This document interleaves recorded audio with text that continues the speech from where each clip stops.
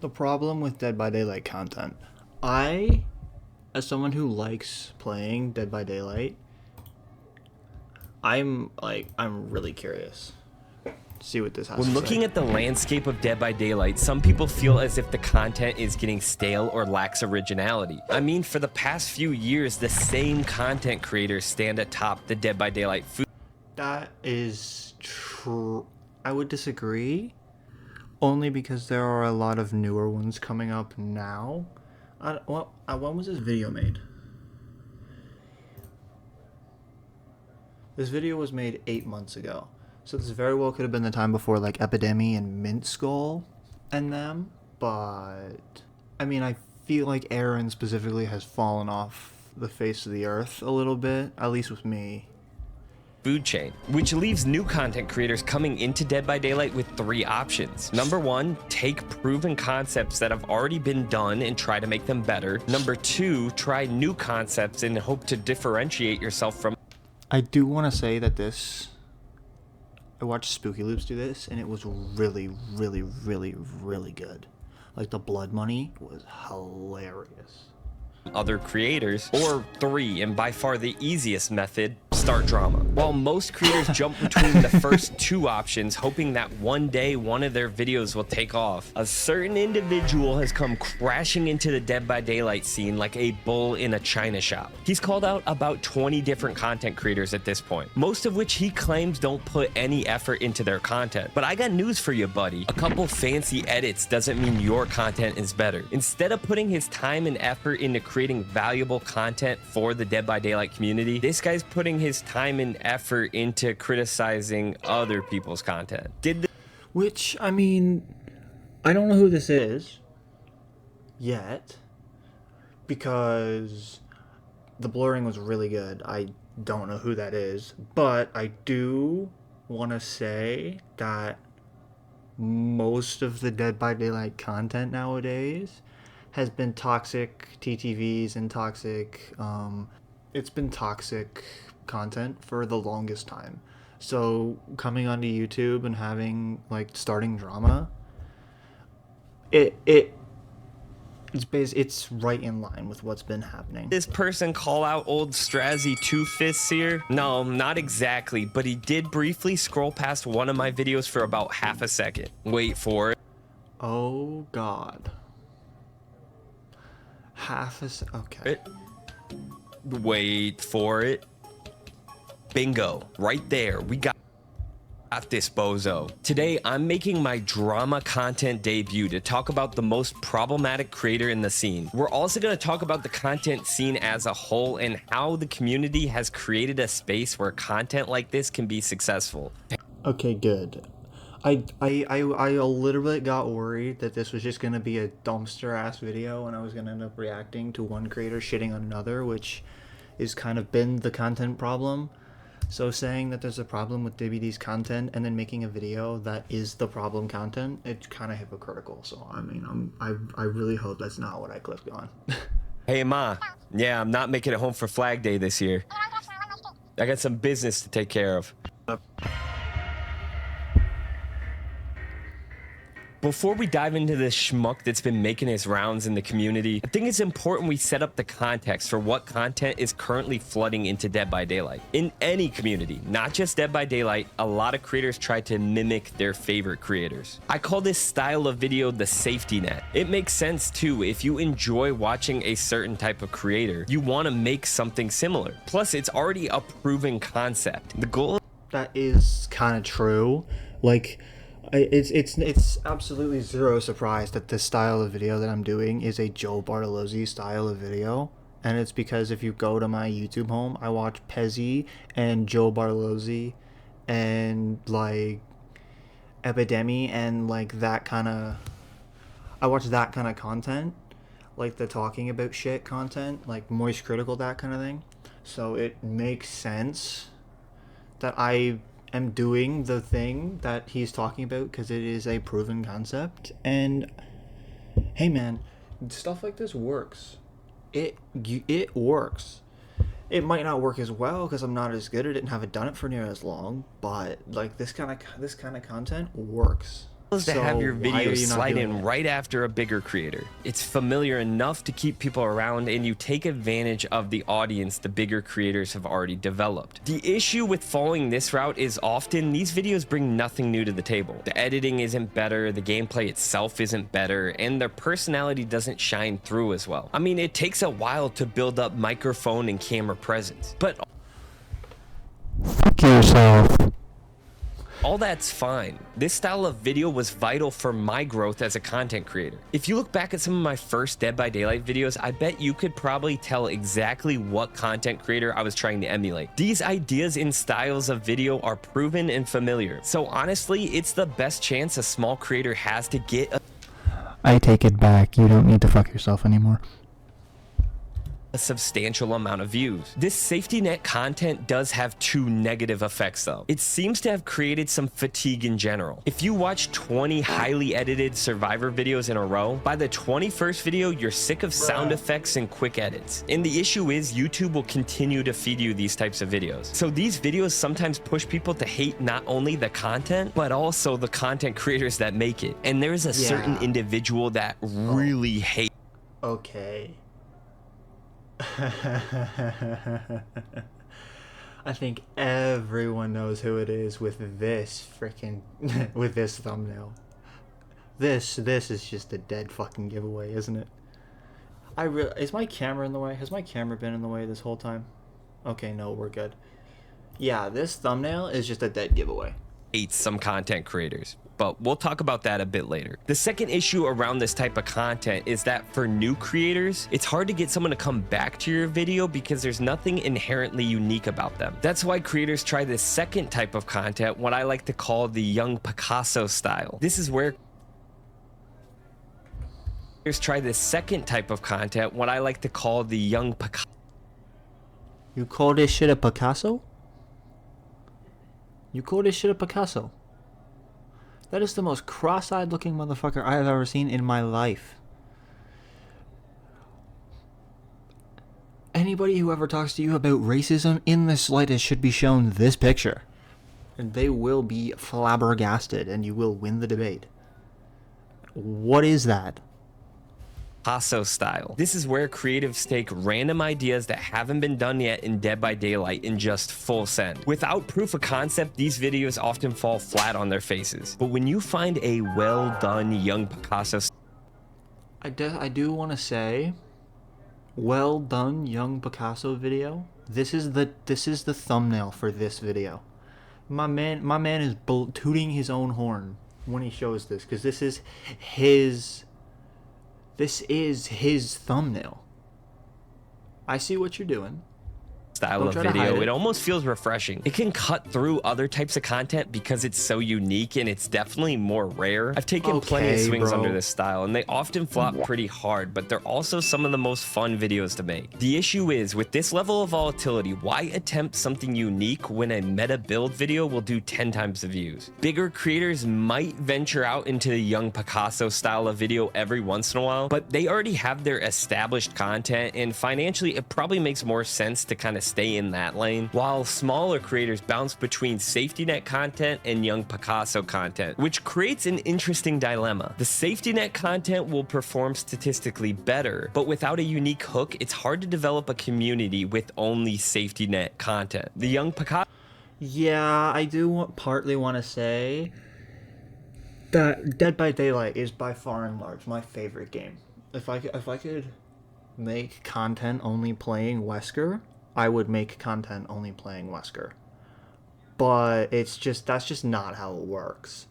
Like genuinely, the reason I'm doing reaction content, I'm gonna do Rocket League, Tom Clancy's Rainbow Six Siege, modded Minecraft. Like, I'm gonna make content. And I'm going to make my own content. And part of the reason I'm going to make me content as opposed to Dead by Daylight content is this exact reason. Small content creators bouncing between one of the two, and then one does good and one doesn't. Also, I main Wesker. I main Wesker and I main Pyramid Head. If you want to watch Pyramid Head, just watch Fury. And if you want to watch Wesker, there's like a million P100 Wesker hug tech videos out there. Like, it's not a new concept. Also, I videos would allow fall you on to my show ass off your trying to do that. creativity and personality easier, and I would say they add a little bit more to the Dead by Daylight community, but without broad appeal and no established audience, they'll push creators back towards safety net content because they don't perform as well. It's a vicious cycle, which you haven't really seen a ton of new content creators break through. Every once in a while, I'll stumble upon a really well-made safety net style video. I check out the channel and all the videos are good and professional, but they really don't have anything to cut through. And sure enough, months go by and these channels seem to be... I do want to say that Mintskull and Asimovs have done a really good job of cutting through with new content. Like those Asimovs and Mintskull, shout out, props. Y'all did it, and you did it well. Respect. in the same place they were a half a year ago. That's why it kind of feels like the same content creators have been dominating the scene. You got your information guys that are knowledgeable and can break down updates and new content. You got your channels that create engaging build videos that are crisply edited to a point where you're going from one exciting moment to the next. And then there's the folks you might just watch for the personality and some of their hot takes. With these markets cornered, you never really see new content creators break through. Puffalope is really the only example I can think of that's blown up in the past year and kind of established himself amongst these other creators. But I'd say it's See, yeah, this is like the age of this video is showing, because Puffalope is not the only one. Not near the only one, not anymore. 8 months ago, what would 8 months ago have been? It's February, which means 8 months ago would be 4 months from now. March, April, May, June. This would have been of summer of 2025. This was before Asimovs, this was before Mintskull, this was before Epidemi. Yeah, I get his take then, but for right now it's outdated. incredibly rare, which is why some people resort now to the final style of content, bitch-made content. This is negative drama content that uses the old Disney fast pass on the content grind to get some easy clicks. Let's test it. I'll give you 3 titles and you tell me which is the most clickable. The first one is why FNAF is the best DLC to come to Dead by Daylight. The second one is what to expect from the new FNAF DLC. And finally, FNAF is about to fail miserably. Here's why. So let's break it down. The first title is positive, the second's neutral, and the third one is negative. While the first one takes a positive stance on a DLC that a lot of people are excited about, the viewer might not feel the need to click the video because it'll probably echo some of the points they've already heard. The second title might work for a bigger content creator with an established audience, but for an unknown creator, this title wouldn't grab much attention. The final title is by far the most clickable. Those that are pissed at Dead by Daylight will click to have their negative feelings reinforced, while the players that believe the DLC will be a huge hit might tune in to hear what might go wrong. Using negativity to pull in viewers is not always bad, and being critical of certain things is completely fine. But recently, yeah, like he right for the wrong reasons, which is another reason that the age of this is showing. He's right for the wrong reasons. Yes, it is a thing that negative content will grab more people, and yes, it is a thing that negative content will be good for, like, having your feelings reinforced and hearing the other side of the coin and that thing. But negative content does not get near as many clicks as I think that he thinks he does. And he's an established creator and I'm not, so I very well could just be like, I easily very well could just be unfamiliar with the whole creator terrain and the whole this gets clicks and this doesn't. But like, if your entire channel is just a bunch of bitching, like, eventually people are gonna catch on, and the people who fuck with you are gonna click your videos, and the people who don't fuck with you aren't. And then that's gonna give you a steady, like, 20k view video every single time you post a video. And if it takes you 3 weeks to post a video, then every month you get 20k views or 10k views, and it's not near as, like, easy to hold up as I think he's making it out to be. Like, it filters the audience out, and it eventually just filters everybody out, and you just eventually have a small ass audience. Like, I don't think negativity is near as, like, easy to hold up as he's making it out to be. There's been a new channel in the Dead by Daylight community that's crafted their entire brand around negativity. There's about a year's worth of content on this channel stretching across several different games and topics, only using negativity and drama as a vehicle to drive views to the channel. Only recently has he tried to kill everyone's vibe and make only Dead by Daylight content. I do want to say that I know who this is now. B, I've watched this video, and I've watched this video. And this video I agree with, and this video I don't. He's very, very, very hit and miss. When he hits, he hits. And when he misses, he misses. Oh no, I've watched this video too. It's okay. Why? Because there's already a perfect market created for this type of shit. There are some people chomping at the bit for this type of drama. Some have experienced intense content fatigue, while some just find drama entertaining. But that's what we have Twitter for. It doesn't take a rocket scientist to predict this type of shit will get views, but it all just feels so gimmicky. This just feels like the Hustlers University of Dead by Daylight, just trying to suck whatever it can get from the community. Probably just to move on to a new grift in the near future. I think it's complete. I haven't seen Andrew Tate on the internet in like 2 or 3 years. It's been a long time. Like it may just be that I don't have Twitter and I don't have TikTok, but I haven't seen Andrew Tate in a long time. It's been forever. Really fair to come out and say Dead by Daylight content has been a bit stale. I can agree to an extent. So what's the solution? Start making the content you want to see. These stupid ass drama videos remind me of self-help books. There are people that spend so much time reading self-help books, they never actually change the behavior. They just get the dopamine from feeling like they're improving their lives by reading the book, then they move on to the next one. This is like a weird paradox. I don't like Dead by Daylight content. Let's make content name dropping the people we don't like. I mean, YouTube's pretty democratic in the fact that views go to the videos that people want to watch. If content was truly bad or not valuable to anybody, people would stop watching. If you... Yes and no. As much as that's true, content is also very, very subjective, so people as a whole won't stop watching. You might stop watching, like individually, you might stop watching, but people as a whole like won't stop watching. There are people that like spend their entire lives sifting through this shit, and then they get off Reddit, they get on Twitter, they get off Twitter, they get on YouTube, and like it's their life. So you as a person might stop watching. There are people that I've started watching and then chosen to stop watching because I don't like their content anymore, or it's just boring, or I've grown out of it. I don't watch Unspeakable anymore. I watch them as a kid all the time. It's just, it's very subjective, and people as a whole won't stop watching. If it's content that if it's content that grabs people's attention, they won't stop watching.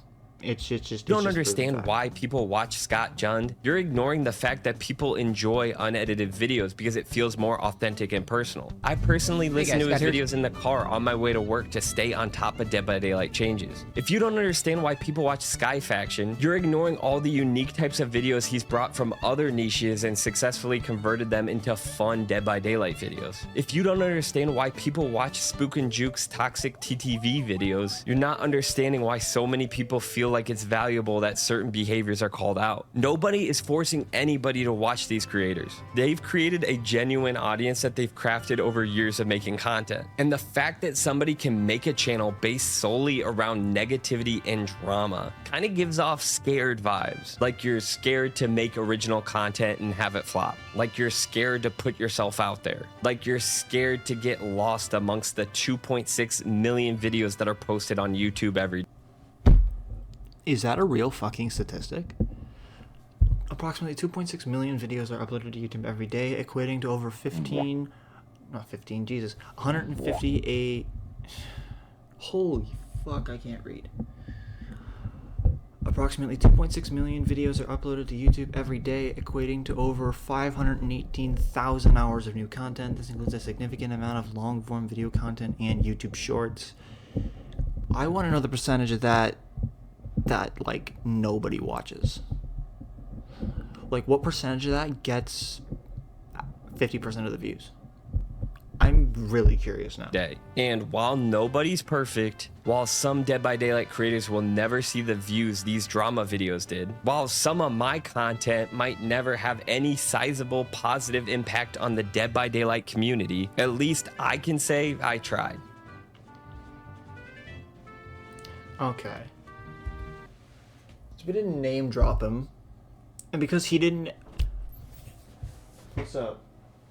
Yeah, he didn't name drop, and because I'm reacting to his video, I'm not gonna name drop. But I kind of get it. DBD's content is getting better, but it's like a sickness. It's getting better, but it's not cured yet. If you know what I'm referring to. It's getting better slowly, but it's gonna take a little while. Hey man, like, I'm cool to play Dead by Daylight, and I'm cool to play a bunch of other games, and I'm cool to do reaction videos, because you're watching the video from me, as opposed to whatever the fuck I'm doing. Which you better be.